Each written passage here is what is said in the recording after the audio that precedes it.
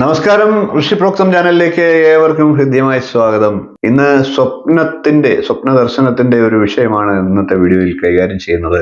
സ്വപ്നത്തെക്കുറിച്ചും നിമിത്തങ്ങളെക്കുറിച്ചും ഒക്കെ നിരവധിയായിട്ടുള്ള വീഡിയോകൾ ചെയ്തിട്ടുണ്ട്. ഇന്നൊരു പ്രത്യേക വിഷയമാണ് പാമ്പിനെ സ്വപ്നം കണ്ടാലുള്ള പ്രത്യേക ഫലത്തെയാണ് പറയുന്നത്.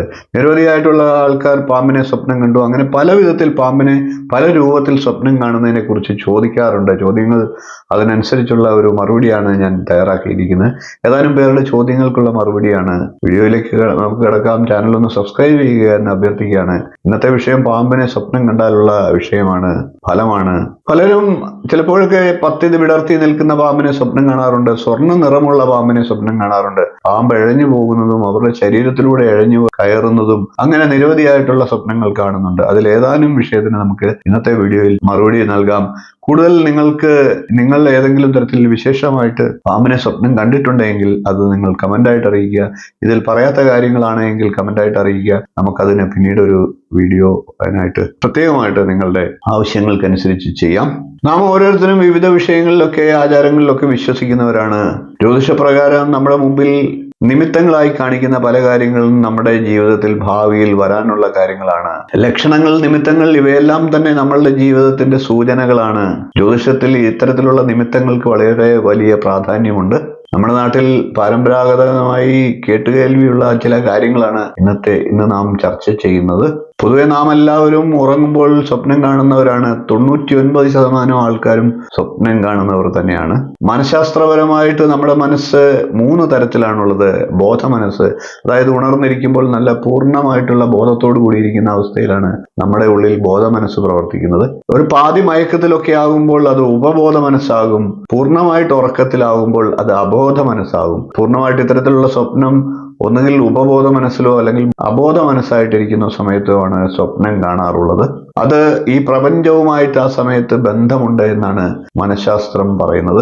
സ്വപ്നത്തിൽ കാണുന്ന വസ്തുക്കൾക്കോ ആളുകൾക്കോ ജന്തുക്കൾക്കോ ഒക്കെ പ്രത്യേക അർത്ഥം തന്നെ നമ്മുടെ ജീവിതത്തിൽ ഉണ്ട് എന്നാണ് വിശ്വാസം. പാമ്പ് എന്ന് നമ്മുടെ വിശ്വാസത്തിന്റെ ഭാഗമാണ്. നമ്മുടെ നാട്ടിൽ സുലഭമായി കാണുന്ന ഒരു ഉരക ജീവിയാണ് പാമ്പ്. കുണ്ടലിനി ശക്തിയുടെ പ്രതീകമായിട്ടാണ് പാമ്പിനെ നമ്മൾ കാണുന്നത്. പാമ്പിനെ സ്വപ്നം കാണുന്നത് അധിക ശതമാനവും ഗുണകരമായിട്ടുള്ള ഫലത്തെയാണ് സൂചിപ്പിക്കുന്നത്.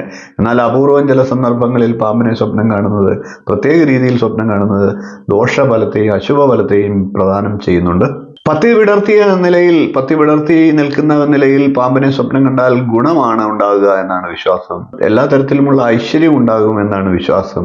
കറുത്ത നിറത്തിലുള്ള പാമ്പാണ് പത്തി വിടർത്തി നിൽക്കുന്നതായിട്ട് സ്വപ്നം കാണുന്നതെങ്കിൽ ലോട്ടറി പോലെയുള്ള നിധിയോ അല്ലെങ്കിൽ അപ്രതീക്ഷിതമായിട്ട് ധനലാഭമോ ഒക്കെ നമുക്ക് ഉണ്ടാകാനുള്ള സാഹചര്യത്തെയാണ് അത് സൂചിപ്പിക്കുന്നത്. അതേപോലെ തന്നെ സ്വർണ്ണ നിറമുള്ള പാമ്പിനെ സ്വപ്നം കാണുന്നതും നിധി പോലെയുള്ള അപ്രതീക്ഷിത ധനതാഗമത്തെ തന്നെയാണ് സൂചിപ്പിക്കുന്നത്.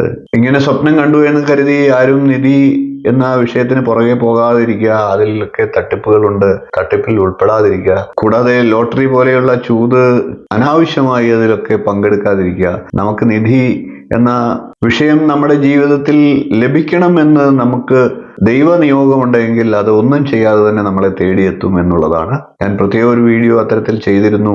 എന്നാൽ എല്ലാ തരത്തിലുമുള്ള പാമ്പുകളെ സ്വപ്നം കാണുന്നതും ശുഭകരമല്ല എന്ന് പറഞ്ഞു.